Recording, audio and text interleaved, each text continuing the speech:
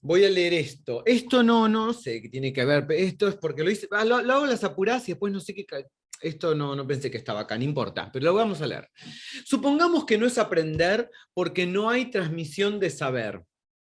Supongamos que es internalizar un proceso cognitivo, expresión que debería dar cuenta de la tarea creadora del aprendiz por la cual inventa activamente la red neuronal de esa internalización.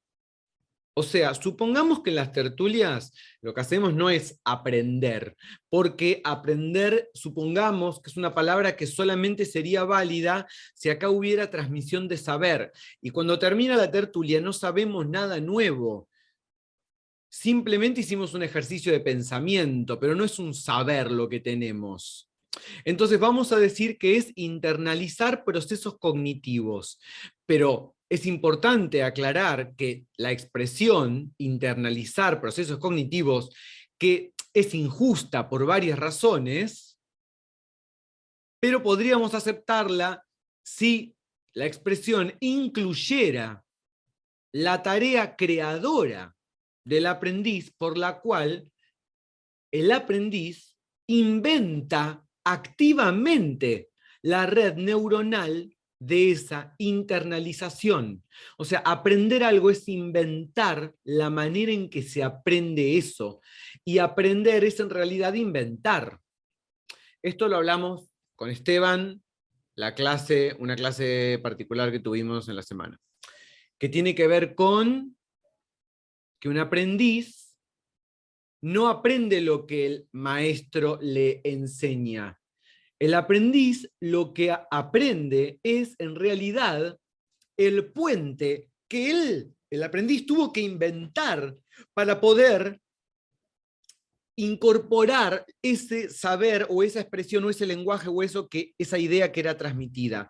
O sea, lo que el aprendiz estaba escuchando no lo podía comprender si no se inventaba un puente entre sus viejas ideas y sus nuevas ideas. Las ideas nuevas que llegan, esto lo dice Rancière en El Maestro Ignorante, las ideas nuevas que llegan no se pueden incorporar si no se inventa un puente entre lo que yo ya sé y lo que estoy aprendiendo. Con lo cual, la experiencia de aprendizaje tiene que ser siempre creadora. Yo acá digo, internalizar un proceso cognitivo siempre y cuando se dé cuenta de que esto implica una tarea creadora por la cual se inventa activamente la red de esa internalización. Bien, esto implica una transformación, porque el sujeto 1 que comienza a escuchar no es el sujeto 2 luego de la internalización o incorporación o corporización. Siempre que uno dice aprendí una idea, podría decir mejor corporicé un proceso. En realidad corporicé un proceso. El sujeto 1 solo reacciona. El sujeto 2 nace como producto de una transformación, de un devenir, pero también es el sujeto de la transformación. Es decir, es la transformación misma. ¿Cómo podría crearse un sujeto 2 sino como consecuencia de qué? Una fragilidad, una vulnerabilidad, un dejarse afectar, un soltar, un renunciar, un abandonar, un devenir. Abandonar al sujeto 1 y sus reacciones. Por otro lado, no es lo mismo reaccionar que responder. En la primera no hay vulnerabilidad, hay debilidad. Porque recuerden, reacción es debilidad, pero es es invulnerabilidad. La vulnerabilidad está al lado de la fuerza activa, de la fuerza fuerte. En la primera no hay vulnerabilidad, si yo solo reacciona, hay debilidad. Reacciona quien está invulnerable, insensible y débil. En la segunda se agrega una cuota de autonomía cuando uno en responder, de caos, de fuerza propia, de desviación, de diferencia, de impertinencia, de capricho, valentía, arrojo. Entre la primera voz y la segunda voz no hay identidad ni correspondencia. Es lo que acaba de decir Nietzsche recién. Solo hay composición. Eso es un diálogo en el mejor y único sentido de la palabra. Composición. no hay identidad. Responde quien está vulnerable, o sea, fuerte. O sea que si uno dice, no, estuvimos discutiendo 3 horas sobre lo que para ella o para él era el amor y lo que yo le había dicho y no sé qué, y lo que él dice no es lo que yo digo, no, lo que él dice no es lo que vos decís, no va a ser nunca lo que vos decís. No hay identidad. Lo que yo digo no es lo que ustedes dicen. Y lo que nadie dice es lo que nadie dice, por la que acaba de decir Deleuze y Nietzsche. No hay dos fuerzas con la misma cantidad. Significa, no hay dos bocas que digan lo mismo.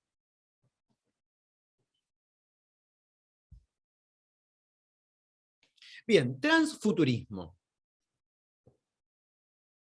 Pero recuerden que futurismo, primero, ¿no? Entonces voy a repasar un poco lo de la clase pasada. Futurismo, esta es la definición de Oxford Languages, de Google, el movimiento artístico que ya hablamos, y esta actitud espiritual, tecnológica, cultural, política orientada hacia el futuro, que me parece buenísima esa definición, la RAE, más mediocre, actitud que se caracteriza por especular sin base científica sobre el futuro, bueno, raro, pero bueno, me gustó más la otra, ok. Pero, ¿qué es esto del futuro? Entonces pasamos a esta línea de medida del tiempo. Se ve línea de medida, cantidad, identidad, línea de medida del tiempo. Pasado, futuro. No sé por qué la O me quedó colgada ahí. Bueno, en fin. Futuro.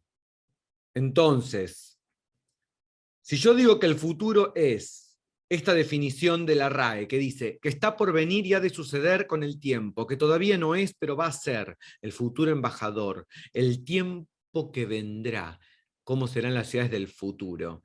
Y si yo digo, con Wikipedia, porción de la línea temporal que todavía no ha sucedido, estoy teniendo una mirada del futuro representativa.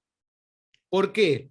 Porque estoy haciendo prevalecer la línea de tiempo. Miren, dada una línea de tiempo que existe primero, que es un conjunto de unidades igualables, que existe primero y que mide, representa por derecho el transcurrir del tiempo, y que es como un mapa preestablecido del tiempo en su totalidad, el futuro sería la porción de esa línea que corresponde a lo venidero. ¿Pero por qué tengo que suponer una línea, porción de esa línea que corresponde a lo venidero? Esto es una noción representativa de futuro. El futuro como medida, como representación de lo venidero, como porción de un mapa preestablecido, mapa línea. Entonces mostré esto, la clase pasada, 21 películas futuristas que han quedado en el pasado literalmente, que imaginaron el futuro. Yo puse películas futuristas y me muestra todo esto. ¿Y qué es lo que está haciendo este algoritmo? Trayéndome qué Big Data. Lo que esta idea de futuro pone a funcionar es la prolongación de ciertas tendencias del presente, prolongación de tendencias del presente, que se perciben como reconociblemente identitarias y definitorias de nuestra época. ¿Qué es lo reconociblemente identitario y definitorio de nuestra época?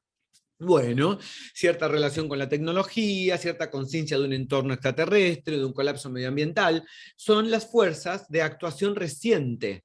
Es lo que uno siente que se intensificó recientemente. Piensa en intensificación como cantidad, como una aceleración de un ritmo. Entonces, se intensifican unas fuerzas. Lo que se intensificó recientemente, lo que se aceleró recientemente, es lo definitorio del presente. Entonces, es lo que eso mismo y no otro, eso que se intensificó recientemente, si lo prolongo en una dirección más o menos probable, eso es el futuro. Lo que pone a funcionar esta noción representativa de futuro es un cálculo de probabilidad que determina como futuro la prolongación más o menos probable de ciertas variables que se han reconocido y seleccionado por su contemporaneidad. ¿Cómo es el futuro? es un presente gigante. Eso es el futuro. Este futurismo es una expresión de las fantasías de nuestro tiempo, nada más apegado al presente contemporáneo que ese futuro, espejo agigantado de las fantasías deseadas y temidas del presente. Y a este futurismo le llamaré cisfuturismo, por contraposición con un transfuturismo. Por otro lado, habíamos dicho, cuando hablamos de ficción, y definimos ficción como horizonte de representabilidad del mundo, en la clase anterior, cuando hablamos de ficción dijimos que una ficción es un horizonte de deseos, expectativas, temores, identificaciones, intereses, futuros, algo en movimiento. ¿Sí? Una ficción es una imagen del futuro en el sentido de un afuera, lo no llegado, lo no representable todavía. Toda ficción es, de algún modo, un ejercicio de cierto futurismo. Desde este punto de vista, el futuro es lo no representado, lo que no llegó, lo desconocido, lo que todavía no tiene medida, porque no sabemos a qué se parece. ¿Sí? Ficción entrante, ficción saliente, adentro del sujeto, sujeto adentro ya es pasado, afuera, todavía no ocurrió. Adentro está la realidad del sujeto, conjunto de percepciones y representaciones compartidas con un conjunto social en el que se inscribe como individuo. ¿No? Mi realidad. El afuera de mi realidad, el límite entre mi realidad y el afuera, el espacio de ficción, lo que mueve ese límite, la ficción. Entonces acá hay dos visiones contrapuestas de futuro. Una que es como medida, como representación de lo venidero, porción de un mapa línea preestablecido. Y, por otro lado, tenemos el futuro como afuera, lo desconocido, lo que no tiene mapa, enigma, sorpresa, azar, acontecimiento. Entonces, transfuturismo.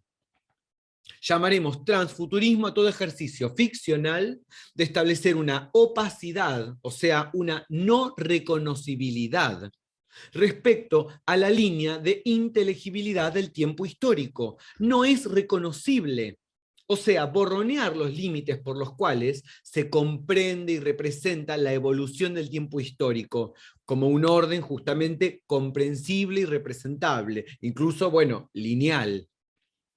¿Cómo se hace esto?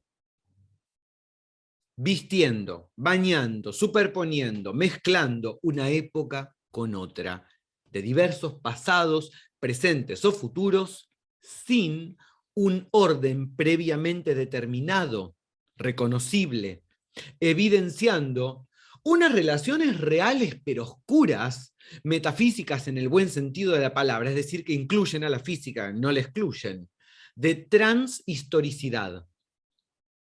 Relaciones de transhistoricidad, reales pero oscuras.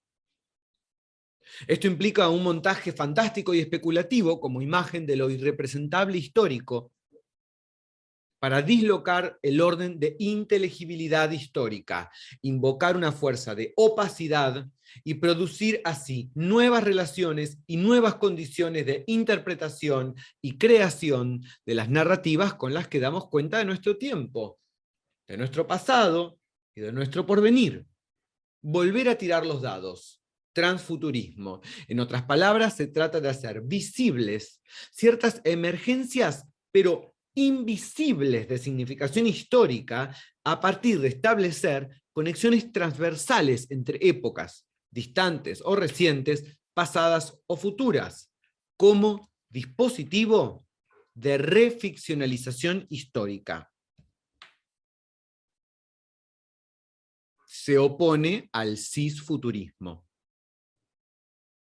Lo que la idea de futuro cisfuturista pone a funcionar es la prolongación de ciertas tendencias del presente que se perciben como reconociblemente identitarias y definitorias de nuestra época.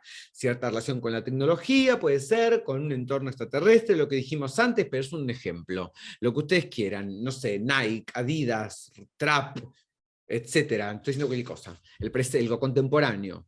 Lo que pone a funcionar esta noción representativa de futuro es un cálculo de probabilidades. Lo que venció ayer vencerá mañana, que determina como futuro la prolongación más o menos probable de ciertas variables que se han reconocido y seleccionado por su contemporaneidad. El ejército fuerte venció al débil ayer, vencerá mañana. Este futurismo es una expresión de las fantasías de nuestro tiempo.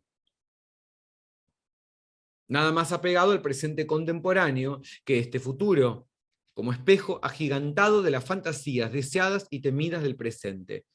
Entre transfuturismo y cisfuturismo se contraponen una noción contemporánea y una noción intempestiva del futuro. ¿Se acuerdan? Contemporáneo, intempestivo, lo que va con el tiempo, contra el tiempo. Voy a pasar a esta palabra ahora. ¿Qué es una ucronía?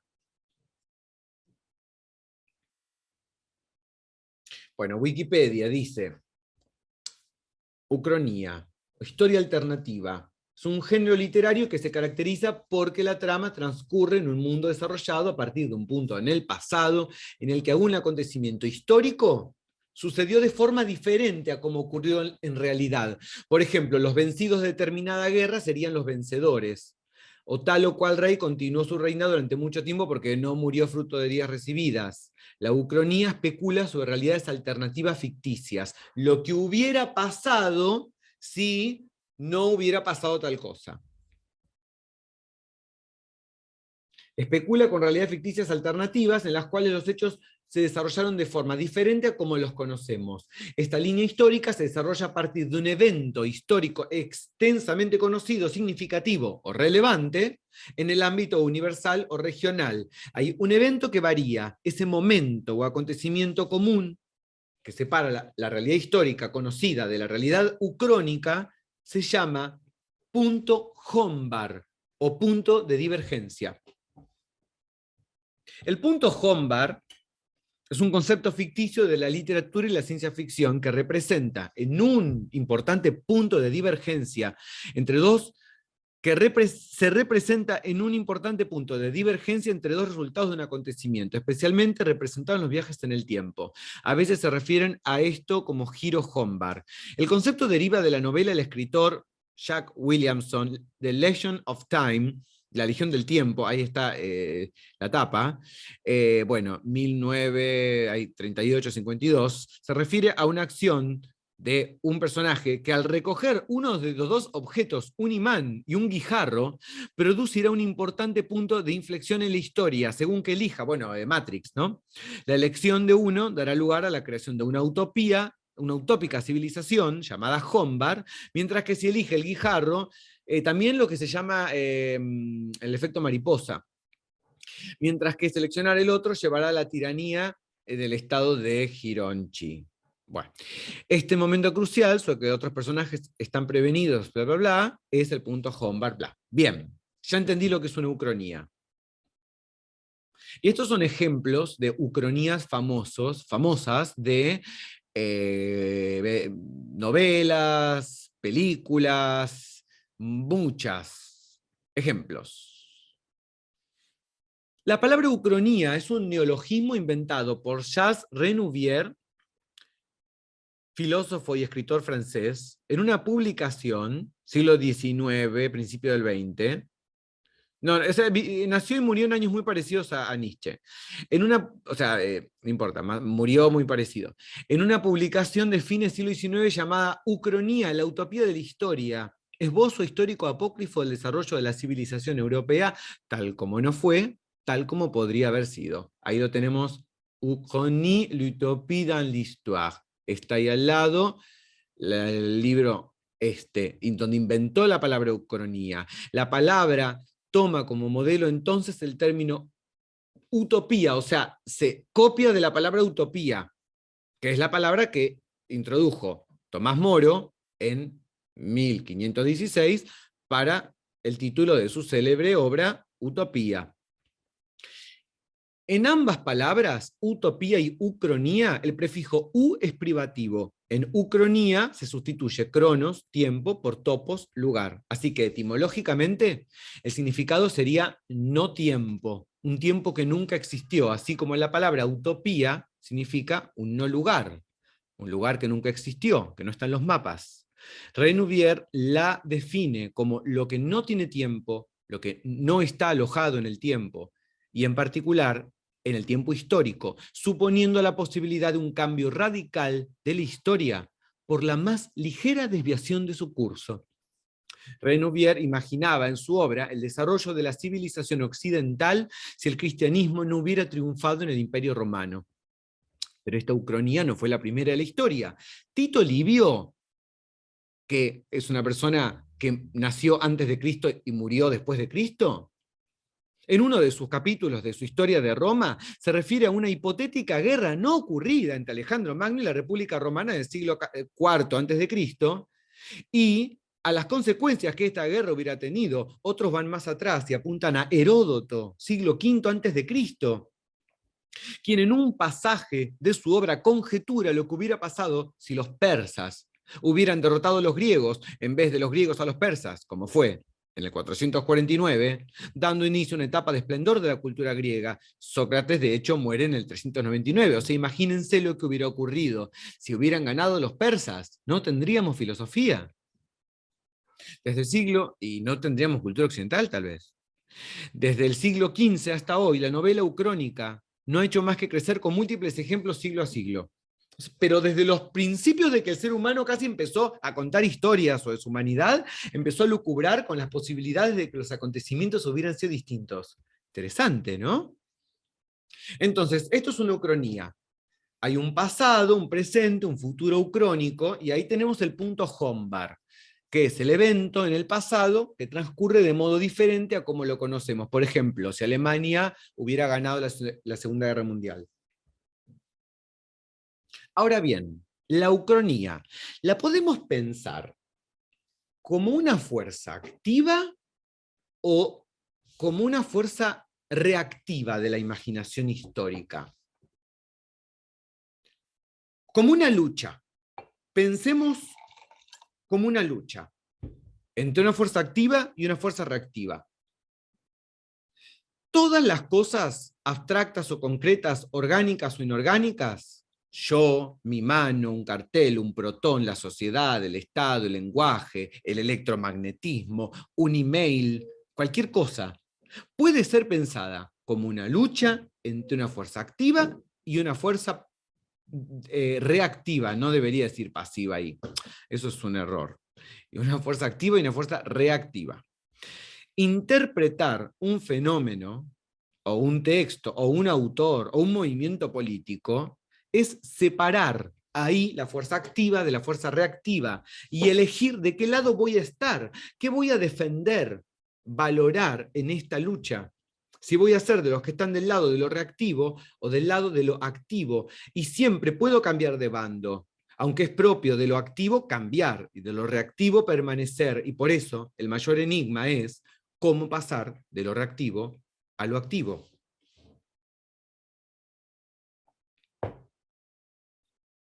De este lado de la luna, capto la luz rebotando, reaccionando, pero no la luna que la hace rebotar.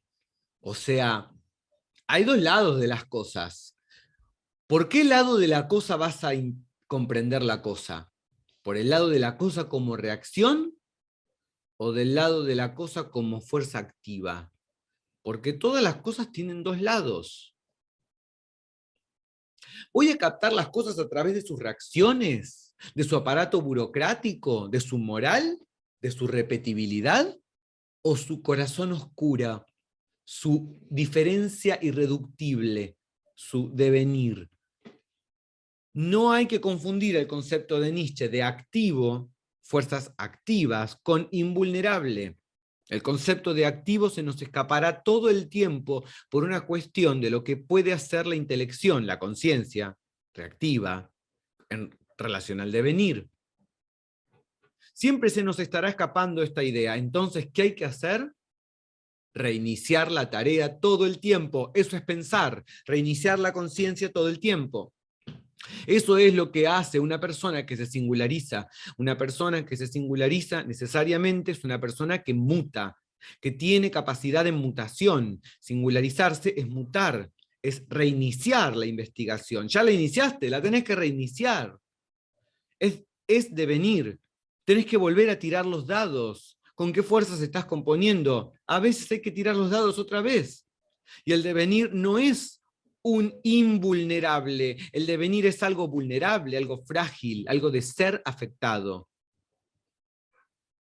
Entonces, ¿voy a captar las cosas a través de sus reacciones, de su aparato burocrático, su moral, su repetibilidad, o su corazón oscuro, su devenir, su diferencia? Estaría imposible esto último, pero posible en el eterno retorno, la eterna insistencia, el eterno reinicio de la tarea.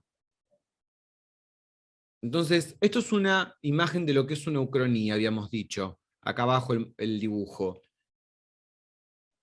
La ucronía, pensada como fuerza activa, ¿qué es? La parte de indeterminación que está implicada en el punto Hombar, es decir, el hecho de azar, de tirada de dados, el hecho de que cada evento histórico podría ser cambiado, ser otro, variar, porque no está fijo. Esta es la parte fuerte, la parte vulnerable, variable, frágil, oscura, la variación en sí, es la parte de la diferencia. La ucronía, pensada como fuerza reactiva, es la parte de redeterminación que está implicada en lo que sucede después del punto Hombar. El hecho de que sea restituida la explicabilidad lógica de los eventos a partir de esa variación. A pesar de haber variado un fenómeno, la inteligibilidad histórica venció. La nueva sucesión de hechos es otra vez lógica, según la lógica que estaba antes de la variación. Es la parte débil, la parte invulnerable, insensible, la parte de repetibilidad. Incluso la diferencia se ha puesto a repetirse. Ya no es diferencia más que en el punto de origen. Luego, esa explicación lógica otra vez. Así vencen los débiles.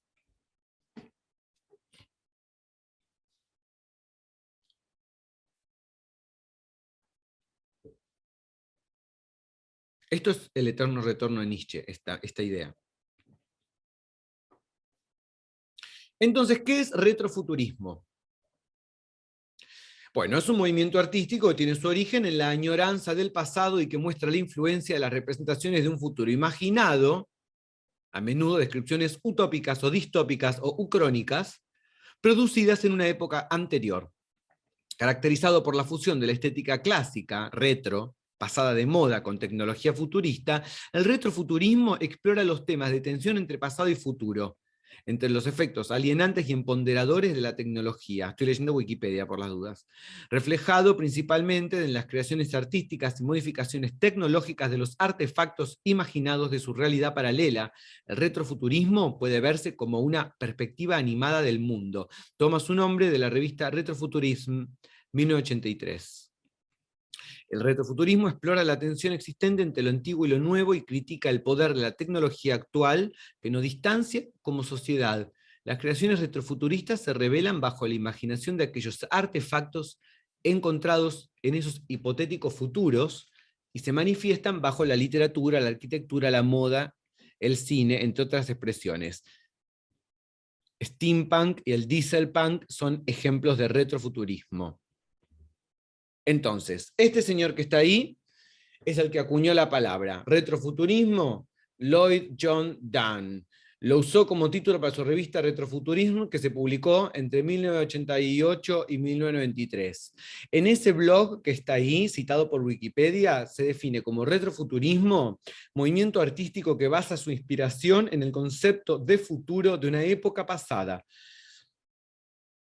Movimiento artístico que basa su inspiración en el concepto de futuro, pero de una época pasada. O sea, el retrofuturismo se define como la tendencia que para progresar, paradójicamente, avanza hacia atrás, creando un concepto atemporal, anacrónico de futuro, al buscar inspiración en ideas pasadas del futuro. El retrofuturismo se puede considerar la visión actual de un futuro imaginado ayer, un mundo del mañana que no fue. Es decir, es como si yo recogiera imágenes del futuro que no ocurrieron, que me inspirara en eso para pensar futuros y estéticas. Estas son imágenes de retrofuturismo, de películas, videojuegos, etc.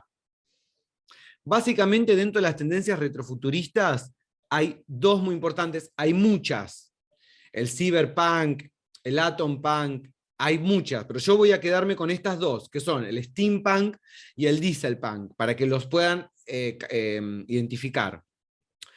El steampunk es un subgénero habitualmente ucrónico, impulsado por las corrientes retrofuturistas, centrado en la segunda mitad del siglo XIX, en la época victoriana, momento en que la revolución industrial se encuentra en su apogeo. Desde el punto de vista ucrónico, se puede pensar como una imagen del futuro tal como hubiera sido si la tecnología a vapor, steam, se hubiera mantenido como la predominante y la tecnología eléctrica no hubiera existido, o no hubiera tenido desarrollo. El steampunk, pensado ucrónicamente, es cómo hubiera sido el mundo si la tecnología a vapor hubiera sido predominantemente, hubiera sido la predominante, hubiera seguido, ¿no? El Castillo Vagabundo de Miyazaki, bueno, es un ejemplo de steampunk, y acá vemos una imagen que creo que es de un videojuego, no sé de qué es, que también esto es un ejemplo de steampunk. En cambio, el dieselpunk es una subcultura retrofuturista similar al steampunk, pero inspirada en la tecnología del motor diésel, del periodo de entreguerras hasta 1950, combinada con otras estéticas como el art déco, los héroes de las revistas pulp, el jazz, swing, la novela noir, etc. Entonces, por ejemplo, estas estéticas, ven, está muy mezclado el art déco con, bueno, como una especie de época que, nada, es como que fuera del futuro, y es a su vez del futuro, o sea, es como si el futuro fuera art déco. Es, Ciudad Gótica tiene un poco esto. Bueno, otros ejemplos de dieselpunk. Y bueno, punk, ¿no? O sea, el punk, y acá les muestro la película Mad Max Beyond Thunderdome de 1985. El punk es una forma de retrofuturismo, porque es como que tiene una imagen retro también, tiene una imagen antigua, hay como una reivindicación de cosas antiguas. Y bueno, acá les muestro Blade Runner, ¿no? También otro ejemplo de retrofuturismo, más bien, en realidad esto es más cyberpunk, pero trayendo un peinado de tipo pin-up rockabilly. En tanto que desorganiza la inteligibilidad histórica, el retrofuturismo puede pensarse como una fuerza activa, transfuturista, porque vuelve a tirar los dados. Pero si el gesto se cristaliza y se burocratiza y la explicación ucrónica se utiliza para hacer triunfar la explicabilidad, comprensibilidad de la cadena de eventos, entonces el retrofuturismo se vuelve reactivo y se convierte en una forma apenas más sofisticada de cisfuturismo.